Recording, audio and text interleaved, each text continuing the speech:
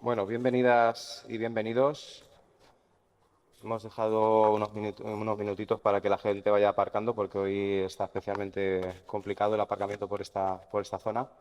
Creo que la mayoría ya habéis podido venir y bueno, pues vamos a arrancar por no retrasar más la jornada. Soy Juan Lázaro, director gerente del Centro de Referencia Estatal de Atención Psicosocial para Personas con Trastorno Mental Grave, el CREAP, este edificio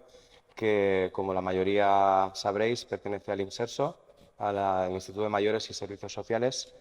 que, bueno, pues por introduciros un poco para quienes no lo sepáis, el Inserso, dentro de sus competencias, tiene la generación y difusión de conocimiento en diferentes especialidades dentro del ámbito de mayores y personas con discapacidad para la mejora de los servicios sociales españoles y tiene distribuido por todo el país una red de centros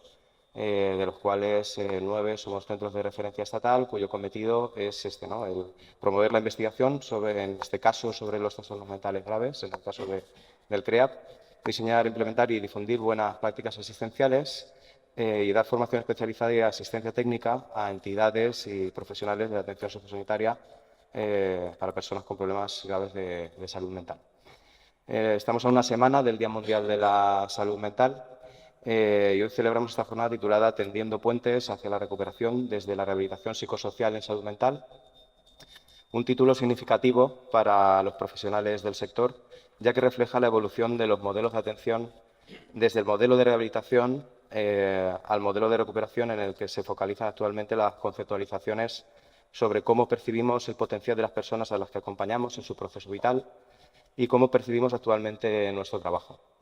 Para dar cuenta de ello, hemos congregado hoy a un elenco de grandes profesionales, tanto del ámbito institucional como del ámbito asociativo y el ámbito corporativo. Veremos aquí una pequeña muestra de lo fuertes que somos como sociedad cuando todas las piezas del sistema trabajan juntas. Con todo, codo con codo, perseguimos un mismo fin y el loable fin de construir un sistema sólido de servicios sociales para mantener y mejorar un estado de bienestar que no surge espontáneamente de la nada, sino que se trabaja día a día. Gracias a todas las personas que vais a hablar hoy aquí. Gracias por haber venido desde distintos puntos de España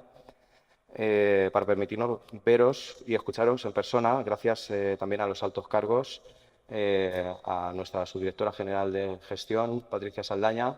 que ha venido hasta Valencia a conocernos tras su reciente incorporación en el Inserso y a participar cerrando esta jornada. Es un honor tenerte aquí, Patricia. Y gracias de nuevo a todas las personas que habéis venido a acompañarnos en este día de celebración y espero que lo disfrutéis. Para dar comienzo tendremos el honor de escuchar en primer lugar al ilustre Marcelino López Álvarez, que aunque ya está retirado, hace unos años fue director de programas de la Fundación Pública Andaluza para la Integración Social de Personas con Enfermedad Mental, FAISEM. Viene desde Sevilla para darnos el honor de poder verlo en persona y escucharlo. Así que, Marcelino, pues cuando quieras, será un placer escucharte.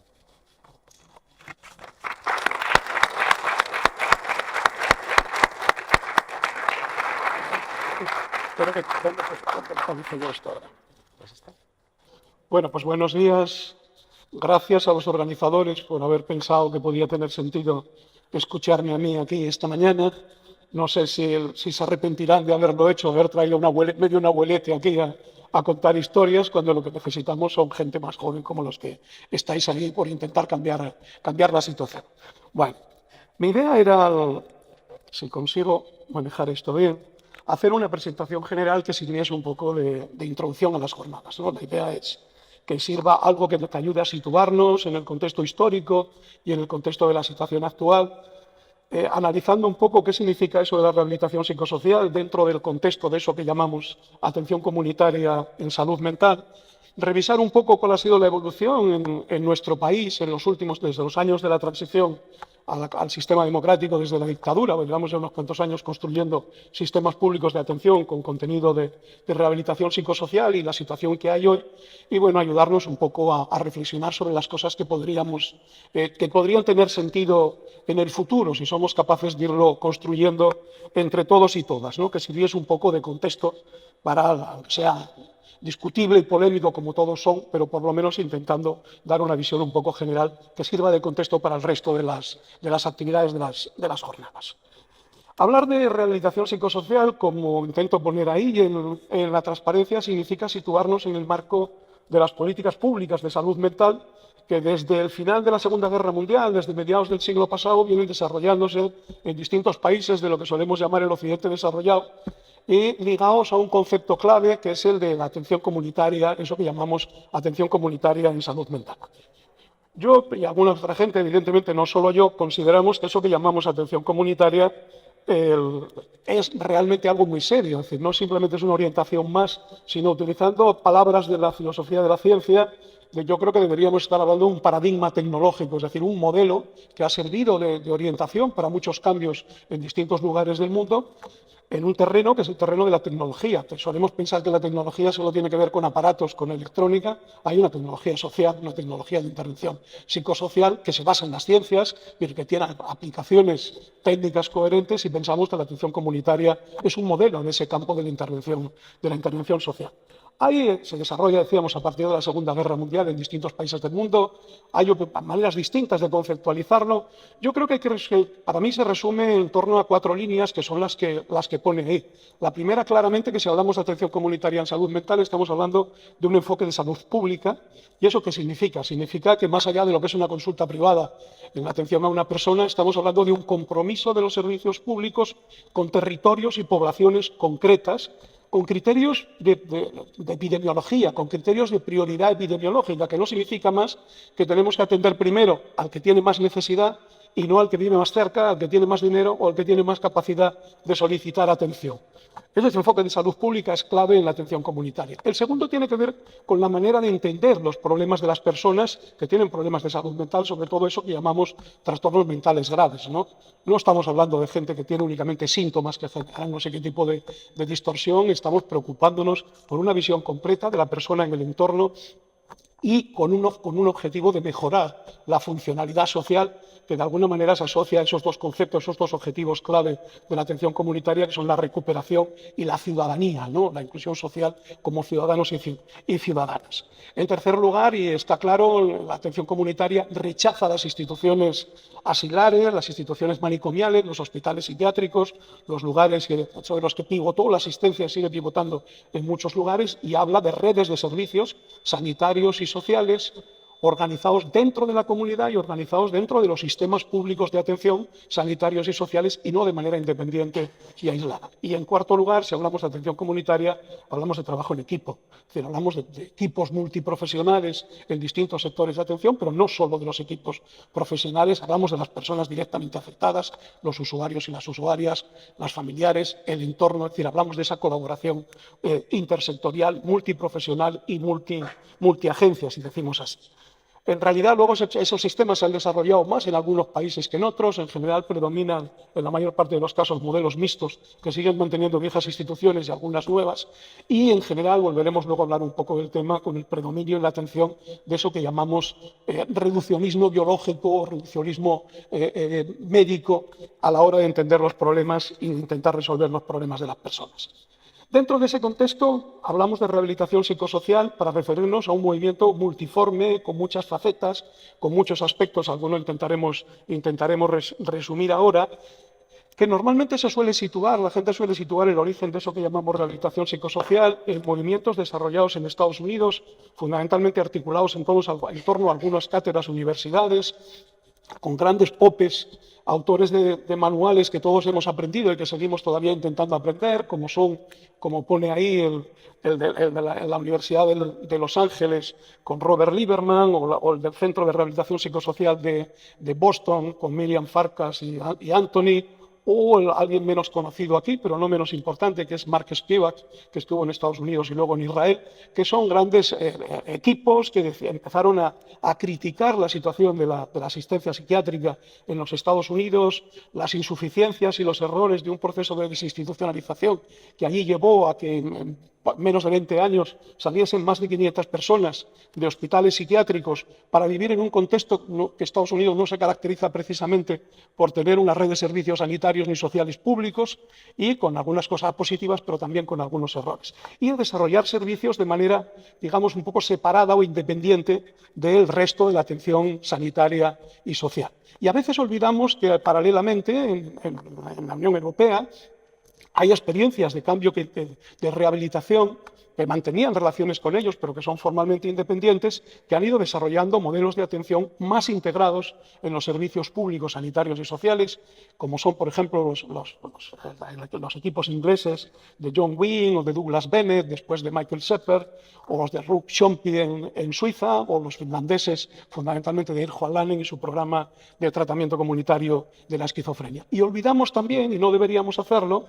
movimientos menos sistemáticos, menos coherentes en el sentido teórico. Benedetto Saraceno, que fue director del programa de salud mental de la Organización Mundial de la Salud, hablaba de prácticas en busca de teoría, más que algo muy sistematizado, pero muy rico en la práctica cotidiana de ir mejorando la situación de gente que estaba en los hospitales psiquiátricos, dignificando el entorno y consiguiendo que saliesen fuera y cerrar los hospitales, como hicieron los movimientos de atención comunitaria, de desinstitucionalización,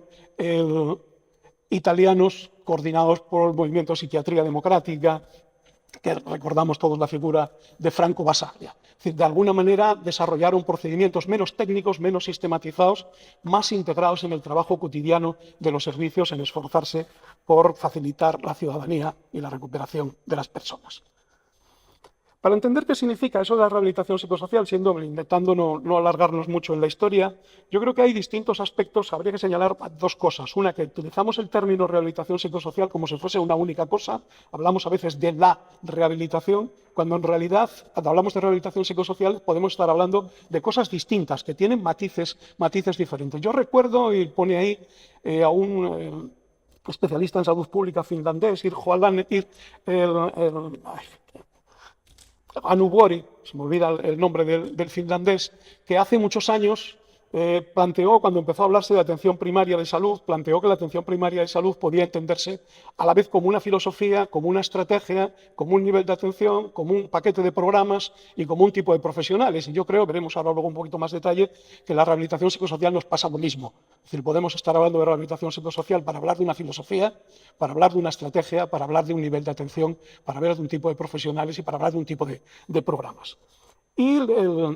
en cualquier caso, las intervenciones que se desarrollan basado en modelos de rehabilitación psicosocial tienen dos grandes ejes de atención. Uno, las medidas destinadas a promover el mantenimiento, el desarrollo, la conservación, la potenciación de las habilidades personales y sociales que permiten vivir en la comunidad, y otra, la provisión, el proveer a las personas con dificultad de mecanismos de soporte en áreas como el alojamiento, como el empleo, como el apoyo en la vida cotidiana, que les ayuden precisamente a vivir en la comunidad. En los distintos niveles de uso que hemos comentado antes de la rehabilitación psicosocial, ese movimiento multiforme de rehabilitación psicosocial aporta cosas a la atención comunitaria. Yo creo que en tanto que filosofía define un enfoque común, que es esa visión integral de los problemas de las personas con trastorno mental grave, que considera a la persona y el entorno, no solo la persona, que se preocupa no solo de los síntomas, sino de su funcionalidad social y con objetivos de recuperación y de ciudadanía, ¿no? Era un elemento clave de la atención comunitaria. En segundo lugar, define una estrategia propia de intervención dentro del modelo clásico de la prevención de Levin y Clark. Es decir, cuando no podemos prevenir la aparición de un problema porque no conocemos exactamente toda la red causal que lo ocasiona, cuando no tenemos procedimientos de curación, entre comillas, en sentido estricto, sí tenemos que procurar mantener y mejorar la funcionalidad social y la vida social y la ciudadanía de las personas con este tipo de procedimientos. En cuarto lugar, hay una serie de programas que la rehabilitación psicosocial ha ido desarrollando a lo largo de muchos años,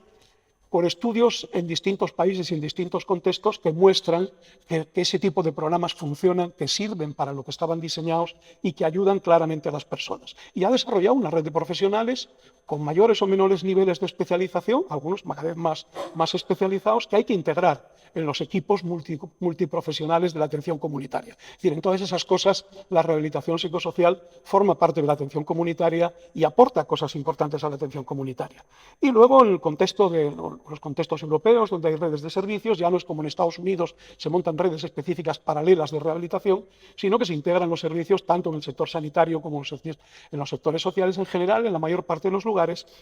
se tiende a integrar los programas más específicos y los profesionales más especializados en el sistema sanitario y los mecanismos de soporte residencial, laboral o de apoyo en la vida cotidiana en los sistemas de servicios sociales, aunque hay muchas variaciones territoriales.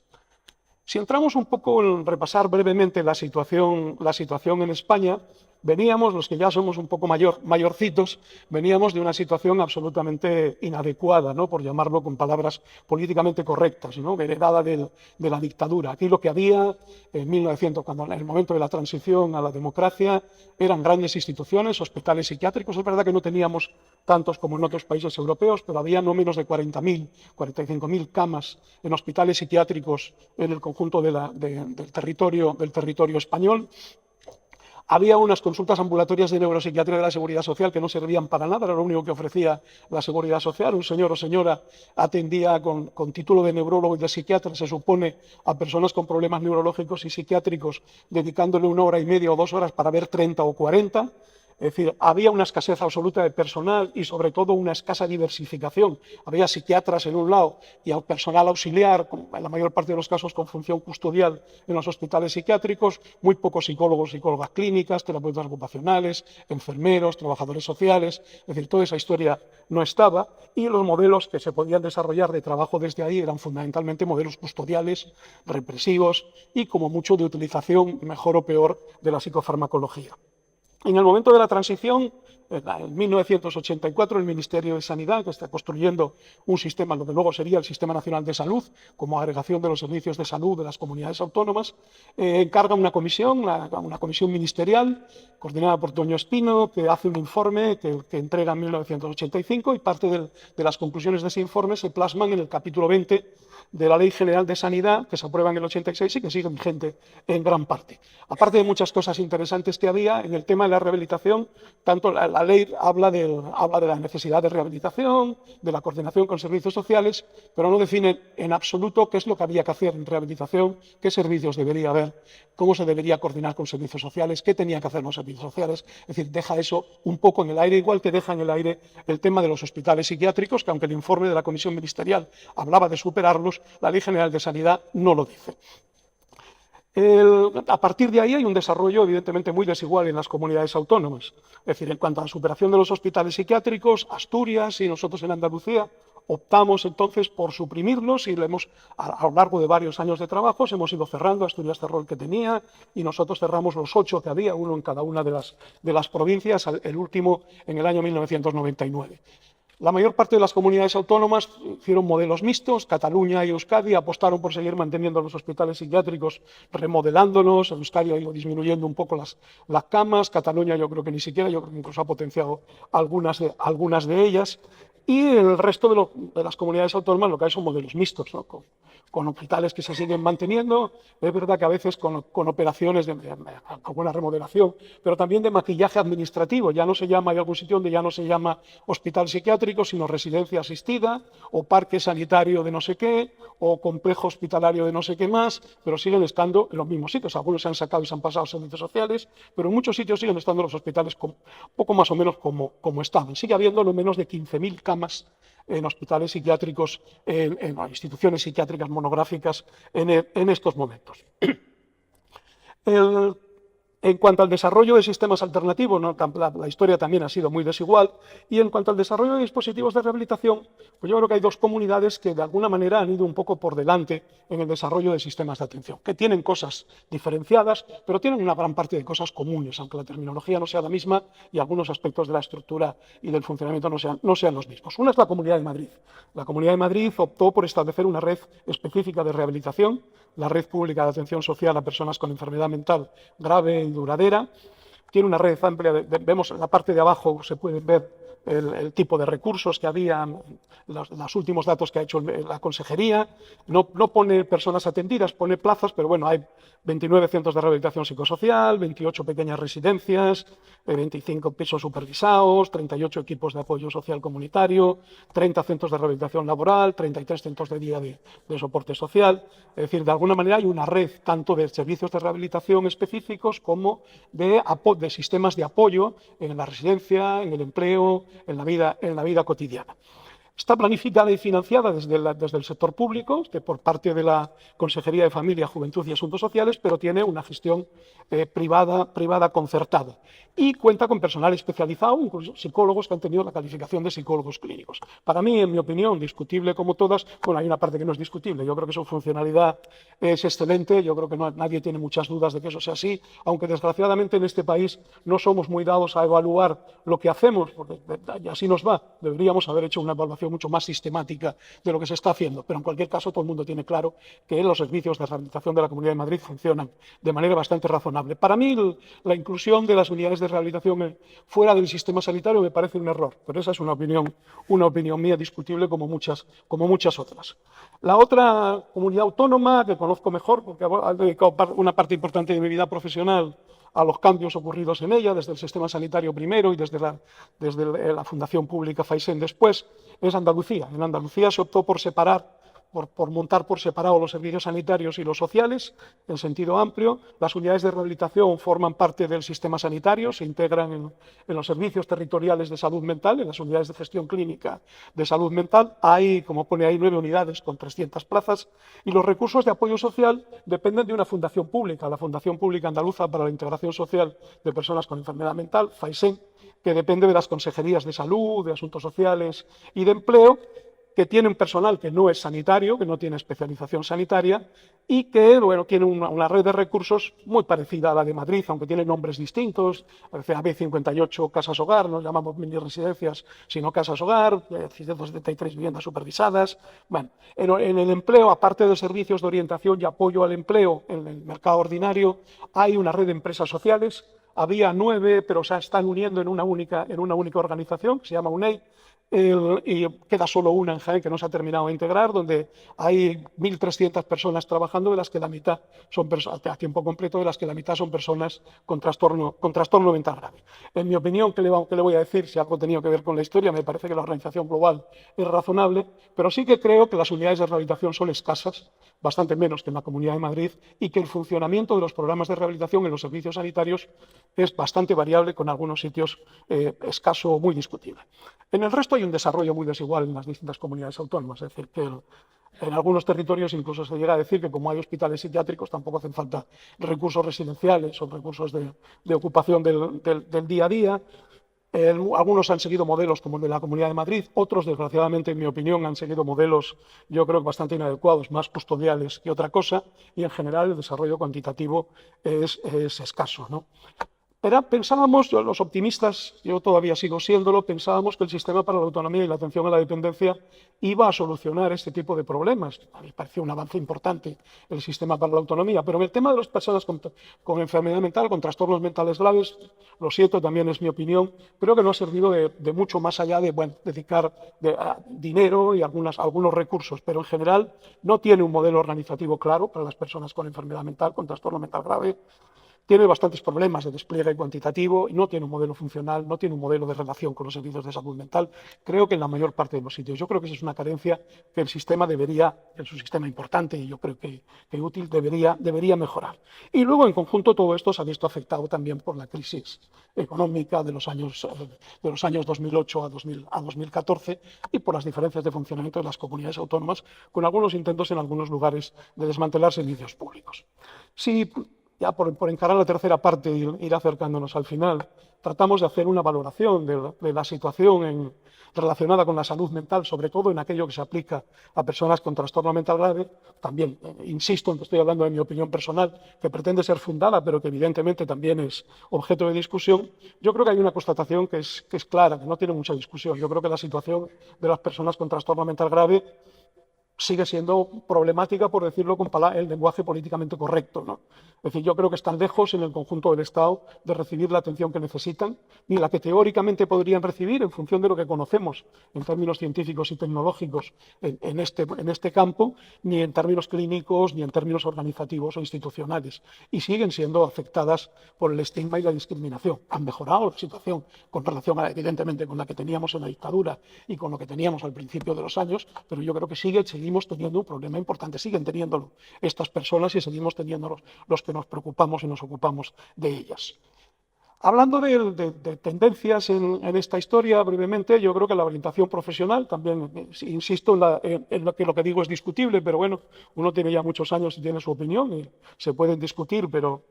no ocultar. Es decir, yo creo que la orientación profesional predominante es eso que llamamos reduccionismo biológico o reduccionismo biomédico, es decir, que a pesar de las insuficiencias que tiene, que yo creo que son importantes y para mucha gente sigue siendo hegemónico y yo creo que ha seguido reforzándose en el conjunto de los servicios sanitarios públicos en este país. Resumiendo mucho, ese enfoque desgraciadamente mayoritario parte de una llamada psicopatología. La psicopatología debería ser una ciencia que nos ayudase a entender la alteración de los mecanismos de funcionamiento psicológico de las personas con problemas de salud mental y explicar eso. Hoy lo que llamamos psicopatología son los manuales como el DSM o la CIE de la Organización Mundial de la Salud, son un inventario expansivo de supuestas enfermedades, una detrás de otra, diferenciadas por los síntomas, hasta pequeños detalles, sin ninguna explicación de por qué ocurre, que es lo que debería ser una psicopatología. Se considera que la persona con trastorno mental grave lo que tienen es algo que funciona mal en su cerebro, hay algún desarreglo bioquímico ahí dentro que se arregla con alguna sustancia química específica, supuestamente específica, que arregla ese supuesto desarreglo sin que nadie haya podido demostrar científicamente que esos desarreglos,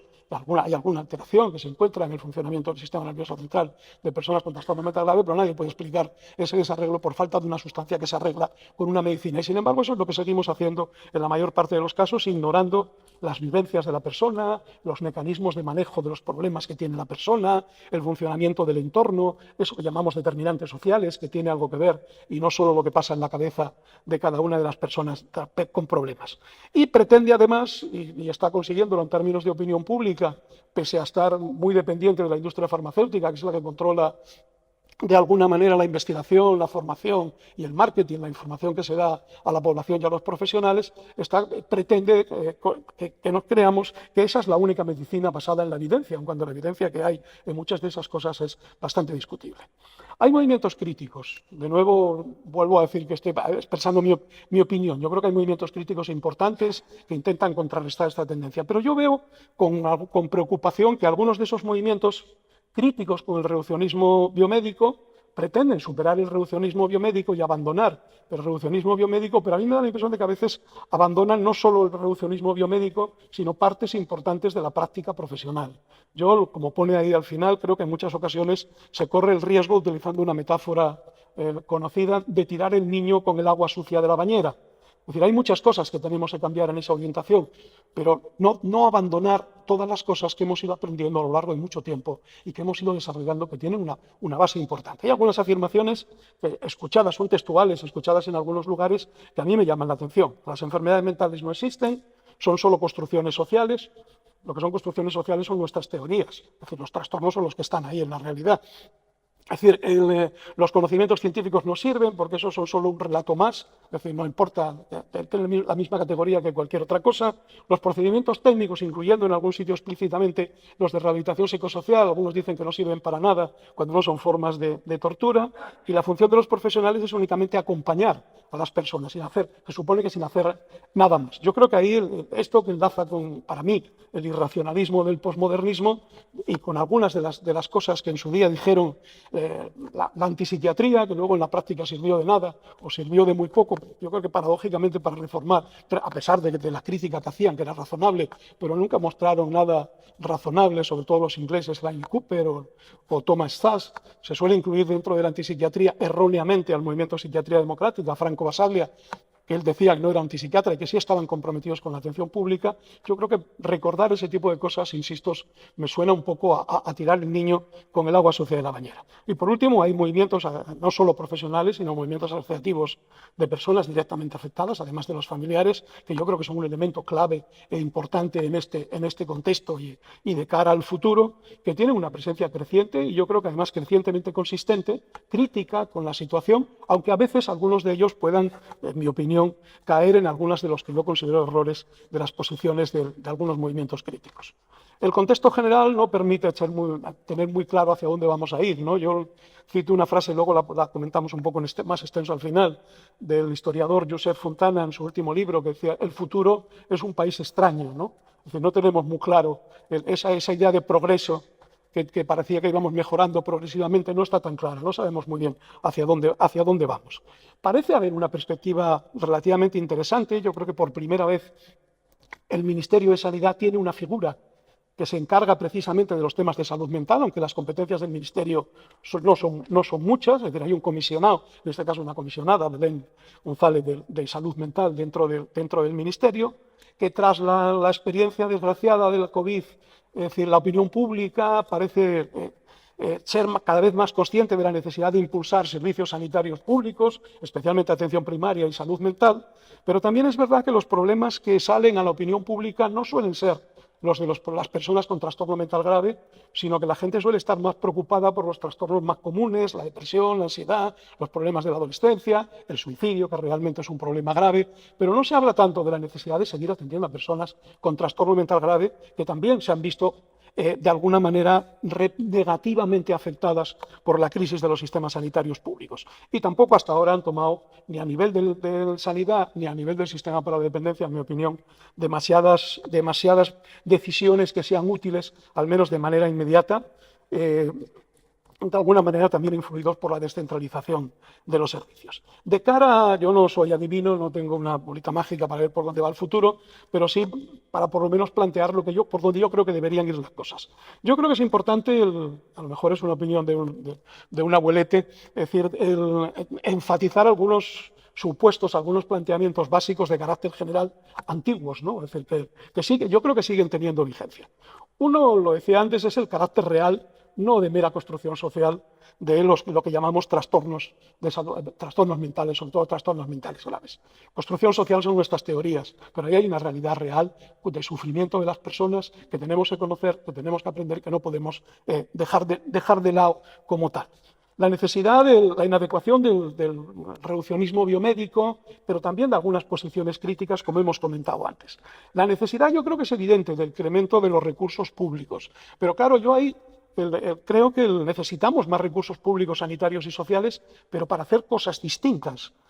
Comenzando con Benedetto Saraceno, que comentaba antes, que fue director del programa de salud mental de la Organización Mundial de la Salud, decía que había estado en un país centroamericano y después en su conferencia había explicado lo mal que funcionaban los servicios, el tema del reduccionismo biomédico, para qué servía, los fármacos, no sé qué, y después decía, pero necesitamos más recursos. Y un usuario se levantó y le dijo, pero profesor, usted ha estado aquí contándonos que lo que tenemos es una mierda, con perdón. ¿Y qué quiere? ¿Que pidamos más? Es decir, no, necesitamos más recursos, pero no para seguir haciendo lo mismo. Es decir, necesitamos más recursos para hacer cosas distintas, es decir, para hacer planteamientos de qué necesitamos hacer con arreglo a lo que conocemos y sabemos que funciona, y a partir de ahí, no por las presiones corporativas, que el Colegio de Psicólogos plantea que hacen falta más psicólogos en la atención primaria, es decir, o que no sé quién dice los psiquiatras que necesitamos más psiquiatras porque la media de la Unión Europea son 20 y aquí tenemos solo 6. Es decir, necesitamos hacer un cálculo de qué profesionales necesitamos